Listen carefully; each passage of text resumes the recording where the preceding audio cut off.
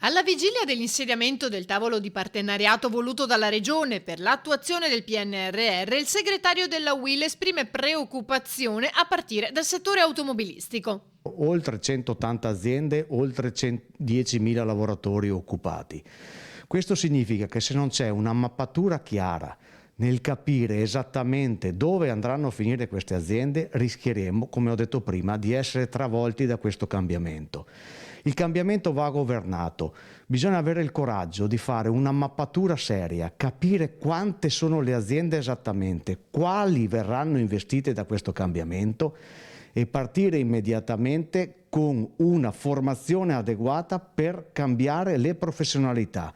Se noi aspettiamo ci troveremo impreparati e subiremo le conseguenze. Per evitare che questo accada, Toigo lancia una proposta perché non c'è tempo da perdere. È un tavolo che deve essere governato con la Regione, imprenditori, artigiani e le altre parti sociali. Tutti insieme, una struttura snella ma con degli obiettivi chiari. Il 2035 è vicino. Se noi non abbiamo quel piano necessario nell'utilizzo delle risorse, che non sono gratis ma sono un debito, significa che se non sono utilizzate per creare sviluppo è una rovina per questo Paese, è assolutamente indispensabile partire ora. Altrimenti non saremo pronti.